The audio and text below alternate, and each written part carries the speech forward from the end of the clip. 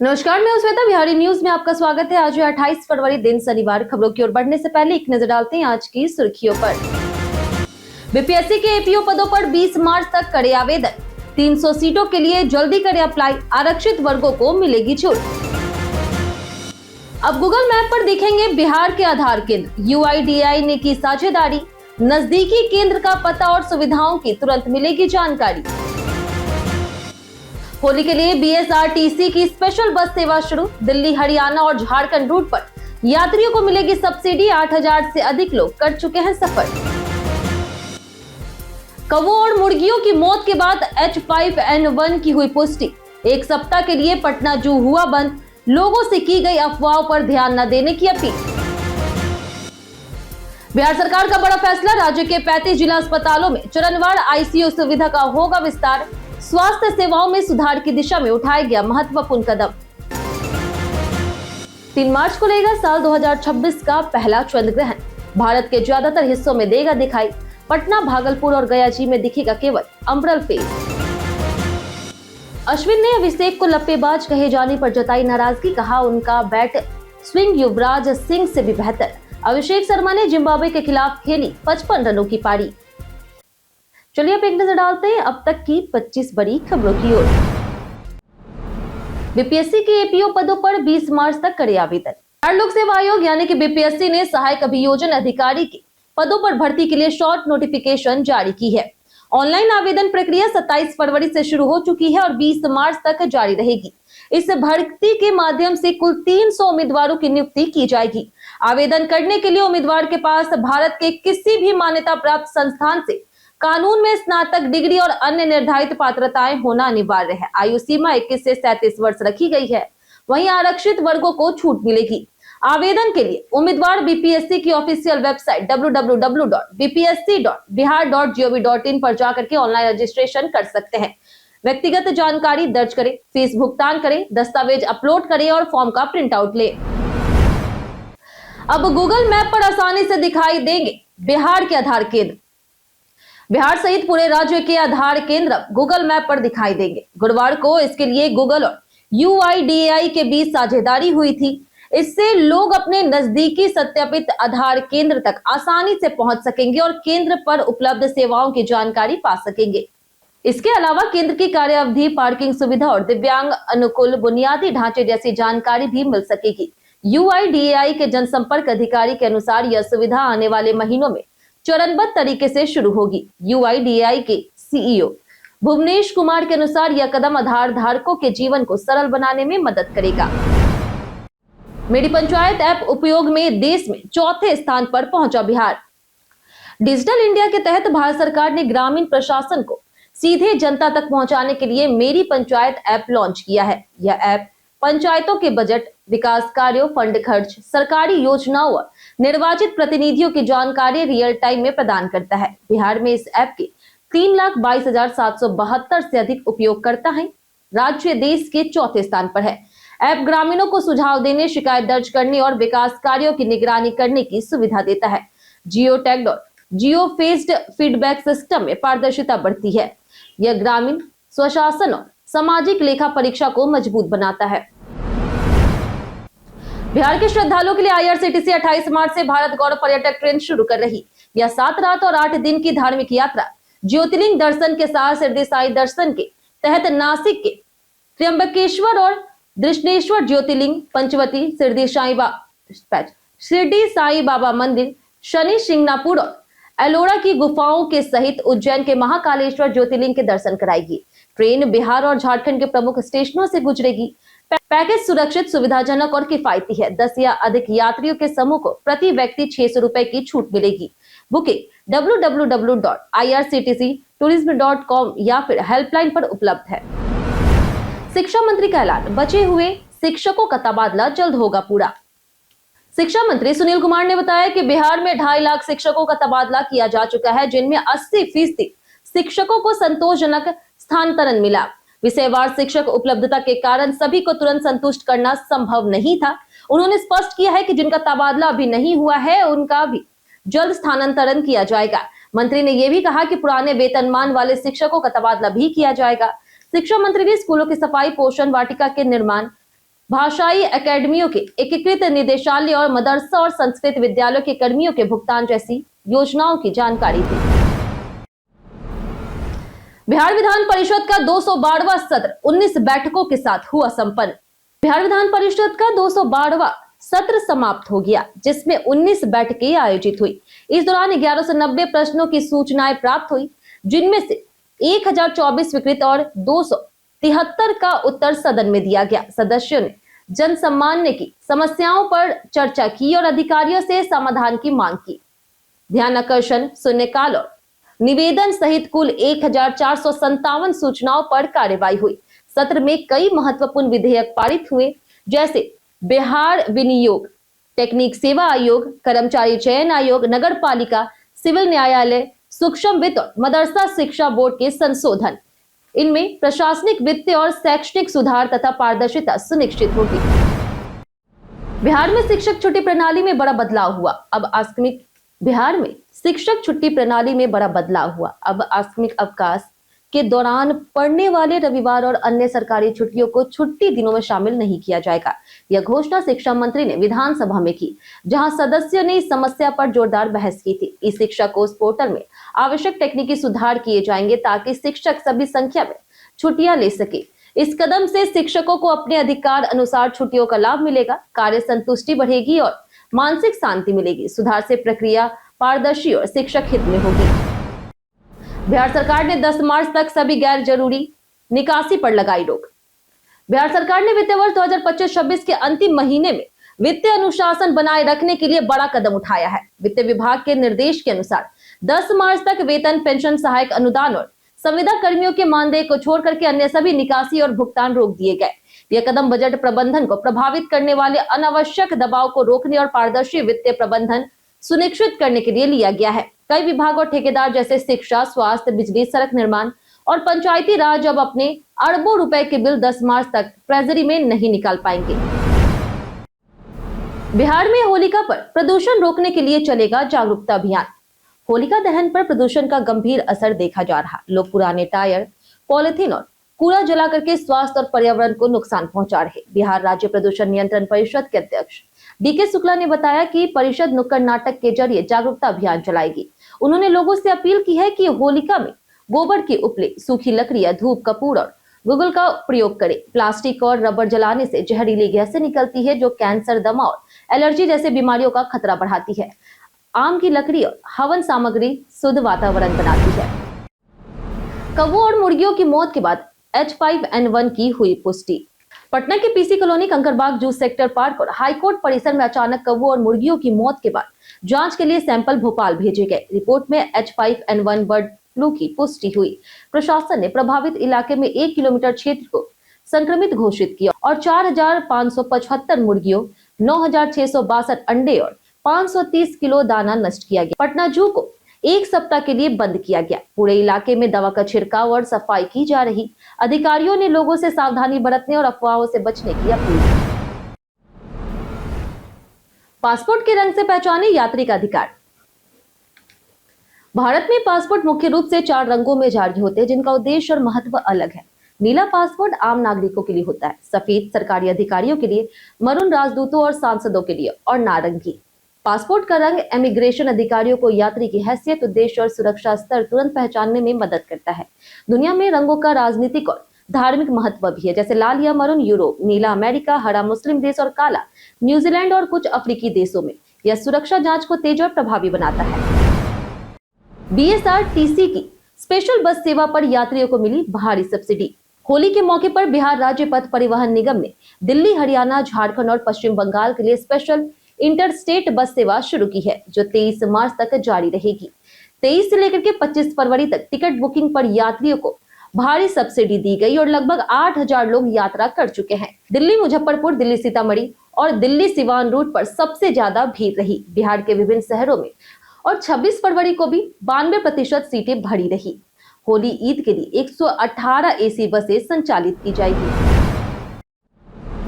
बिहार के 35 जिला अस्पतालों में आईसीयू सुविधा विस्तार का हुआ ऐलान। बिहार सरकार ने राज्य के सभी 35 जिला अस्पतालों में चरणवार आईसीयू सुविधा देने का निर्णय लिया। वर्तमान में 14 जिला अस्पतालों में आईसीयू संचालित है। स्वास्थ्य मंत्री मंगल पांडे ने कहा कि 7 निश्चय 3 के तहत सभी जिला अस्पतालों को अति विशिष्ट चिकित्सा संस्थान में बदलने का लक्ष्य है। आवश्यक मशीनरी और विशेषज्ञ चिकित्सकों की तैनाती के बाद आईसीयू वार्ड संचालित होंगे। एमआरआई और एंजियोग्राफी सुविधाओं को भी चरणवार बहाल किया जाएगा। डाउन सिंड्रोम बच्चों के लिए प्रमंडलीय केंद्र है। 36,203 प्रशिक्षित सामुदायिक स्वास्थ्य कार्यकर्ता विभिन्न कार्यक्रमों में सहयोग करेंगे।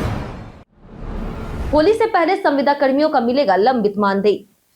प्रधानमंत्री आवास योजना ग्रामीण के तहत कार्यरत संविदा कर्मियों को होली से पहले लंबित मानदेय का भुगतान किया जाएगा। अगस्त 2025 से यह राशि नहीं मिली थी। ग्रामीण विकास मंत्री श्रवण कुमार ने बताया कि इस निर्णय से ग्रामीण आवास सहायक, आवास पर्यवेक्षक, प्रखंड लेखापाल, लेखा सहायक, प्रोग्रामर और कार्यपालक सहायक लाभान्वित होंगे। वित्त वर्ष 2015-16 से योजना के व्यय भार का वितरण केंद्र राज्य सरकार द्वारा 60:40% के अनुसार होता है। केंद्र से कम राशि आने के कारण भुगतान रुका था। नियमित कर्मी और संविदा कर्मियों के फरवरी माह के वेतन का भुगतान 24 फरवरी से शुरू हो चुका है। प्रकाश झा के जन्मदिन पर रिलीज हुआ संकल्प का टीजर। Amazon MX प्लेयर ने अपनी आगामी सामाजिक राजनीतिक थ्रिलर संकल्प का रोमांचक टीजर जारी किया, जिसमें नाना पाटेकर का बहुप्रतीक्षित ओटीटी डेब्यू देखने को मिलेगा। यह टीजर प्रसिद्ध निर्देशक प्रकाश झा के 74वें जन्मदिन पर जारी किया गया, जो राजनीति, सत्ता और भ्रष्टाचार जैसे विषयों पर केंद्रित ड्रामेटिक कहानी के लिए जाने जाते हैं। शो आधुनिक भारत में सत्ता संघर्ष, वैचारिक युद्ध, संरक्षण, भ्रष्टाचार और नौकरशाही के जटिल तंत्र को उजागर करेगा। नाना पाटेकर के अलावा मोहम्मद जिशान अयूब, संजय कपूर, नीरज काबी, कुबरा सैतौर और क्रांति प्रकाश झा प्रमुख कलाकार हैं, जबकि इसे जियो स्टूडियोज और पीजेपी फिल्म्स के बैनर तले निर्मित किया गया। बिहार में फाइलेरिया मुक्ति अभियान का आज आखिरी दिन। बिहार में 10 फरवरी से चल रहे फाइलेरिया मुक्ति अभियान का आज आखिरी दिन है। यह अभियान हाथी पांव जैसे बीमारियों से बचाव और स्वास्थ्य सुधार के लिए आयोजित किया गया। स्वास्थ्य विभाग ने सभी लोगों से दवा लेने का आह्वान किया। साथ ही संक्रमण से बचाव के लिए नियमित सफाई, घाव और त्वचा की देखभाल, पैरों को स्टूल या फिर टेबल पर रखना, नियमित व्यायाम और चलते समय चप्पल पहनने जैसे उपाय अपनाने की सलाह दी। बुखार या फिर दर्द की स्थिति में व्यायाम से परहेज करें। अधिक जानकारी के लिए नजदीकी स्वास्थ्य केंद्र या फिर आशा कार्यकर्ताओं से संपर्क करें। पटना हाईकोर्ट पहली बार 46 न्यायाधीशों के साथ करेगा कार्य।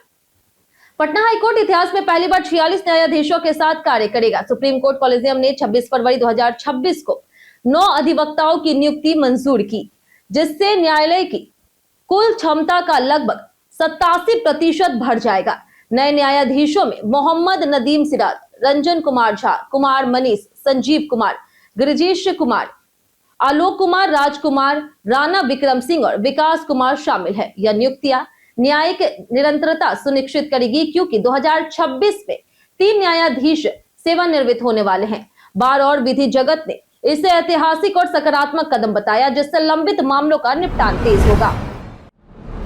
बिहार में ईडब्ल्यूएस अभ्यर्थियों को उम्र सीमा में कोई छूट नहीं।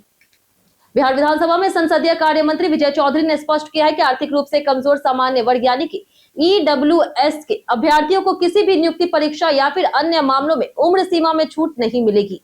यह जानकारी उन्होंने विधायक अनिल सिंह के गैर सरकारी संकल्प के जवाब में दी। मंत्री ने बताया कि केंद्र सरकार द्वारा ईडब्ल्यूएस के लिए आरक्षण के संबंध में बनाए गए एक्ट के अनुसार किसी राज्य में उम्र सीमा में छूट का प्रावधान नहीं है, इसलिए बिहार में भी इसे लागू नहीं किया जा सकता। इसके अलावा ईडब्ल्यूएस बच्चों के लिए बैकलॉग व्यवस्था की मांग अभी लागू नहीं है।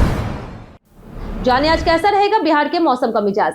मौसम विभाग के अनुसार अगले 7 दिनों में प्रदेश का मौसम सामान्य रूप से शुष्क रहने की संभावना। आगामी 24 घंटों में अधिकांश क्षेत्रों में अधिकतम तापमान में कोई खास बदलाव नहीं होगा। इसके बाद अगले 48 घंटों में अधिकतम तापमान में 1 से 3 डिग्री सेल्सियस की मामूली वृद्धि की संभावना है। मौसम शुष्क रहने के कारण धूप खिली रहेगी और वर्षा की कोई संभावना नहीं है। आज का अनुमानित अधिकतम तापमान 28 से 30 डिग्री सेल्सियस और न्यूनतम तापमान 14 से 16 डिग्री सेल्सियस के बीच रहने की उम्मीद है।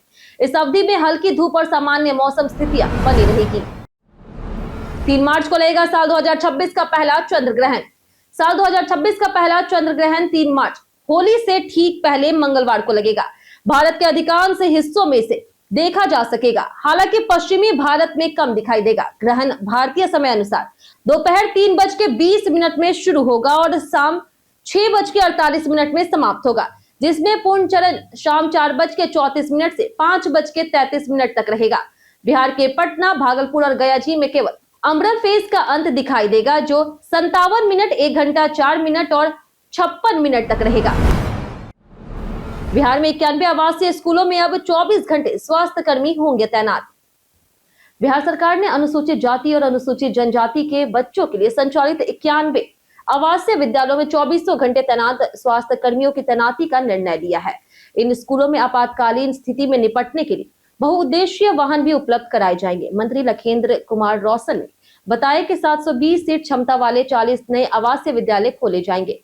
सत्र 2026-27 के लिए कक्षा 1 और 6 में कुल 1,03,195 आवेदन प्राप्त हुए। सामान्य स्कूलों में 25 लाख छात्रों को छात्रवृत्ति दी जा रही। ग्राम पंचायतों के 4,800 SC/ST टोलों में सामुदायिक भवन का निर्माण भी हुआ। भागलपुर गोराडीह में 15 एकड़ पर बनेगा आधुनिक खेल गांव।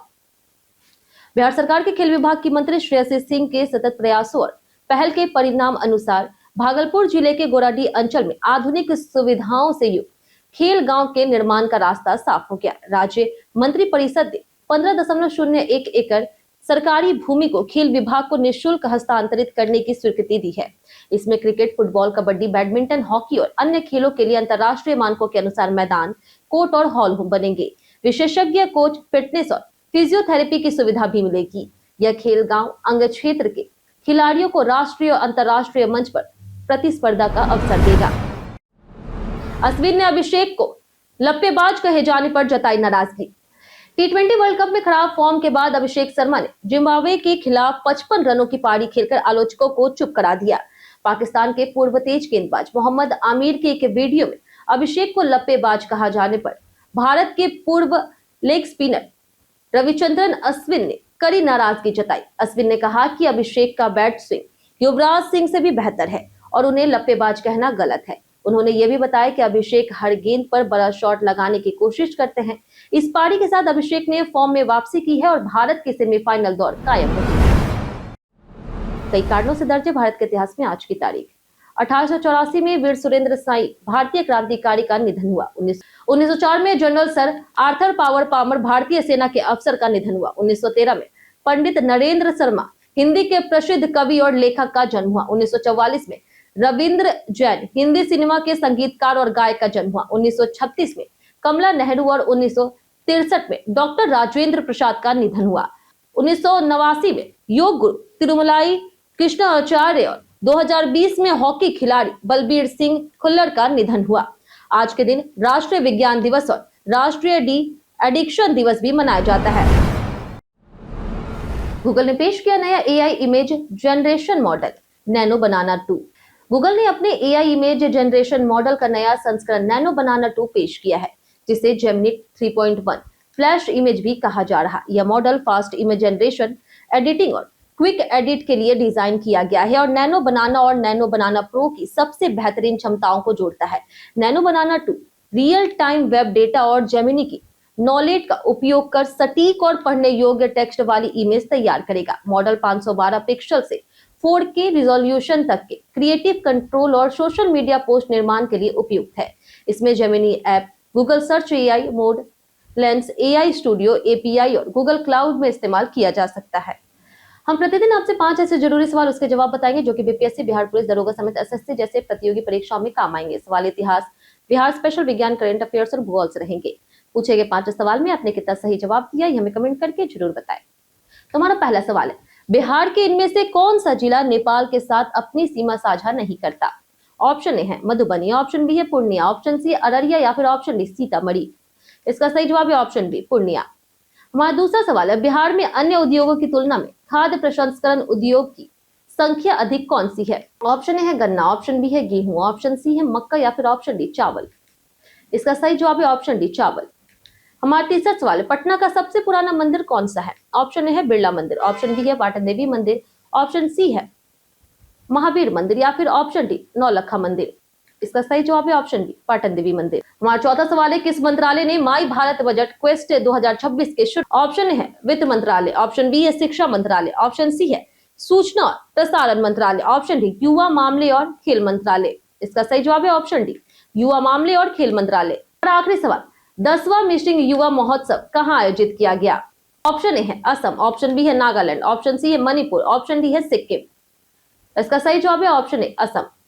बीते दिन हमारे द्वारा पूछे गए सवाल का जवाब आप लोगों में से बहुत लोगों ने हमारे कमेंट बॉक्स सेक्शन में लिख कर दिया है। जिन्होंने हमारे द्वारा पूछे गए सवाल का जवाब दिया उनके नाम है अर्जुन प्रसाद, सूरज राय, नौशाद रजा, प्रदीप कुमार, दिलीप कुमार, सरोज कुमार, अतीक खान, अब्दुल मनान, चंपा देवी, विनोद शाह, आनंद कुमार, कविता कुमारी, विजय घायल, राम जगत यादव, राम बाबू दास, भूषण कुमार, रवि मोहन वर्मा, राजेश मांझी, पंचनंद सिंह, राजकिशोर महतो, रामलाल सोरेन, सोनी देवी, अर्जुन सिंह, रंजीत मिश्रा, लक्ष्मी मेहता, गायत्री देवी, अक्षय कुमार, संजीत कुमार, ब्रजमोहन राय, मोहन सहनी, वरुण पटेल, शिव शक्ति, योगेंद्र कुमार और राजीव कुमार। इसी के साथ बढ़ते आज के सवाल की और आज का सवाल है, T20 वर्ल्ड कप 2026 में हालिया मैचों के प्रदर्शन को देखते हुए आपको क्या लगता है इस बार फाइनल में कौन कौन सी टीम पहुंचेगी? आप अपना जवाब हमें हमारे कमेंट सेक्शन में लिखकर जरूर बताएं। आज के लिए इतना ही। बिहार की तमाम खबरों के साथ बने रहने के लिए देखते रहिए बिहारी न्यूज। धन्यवाद।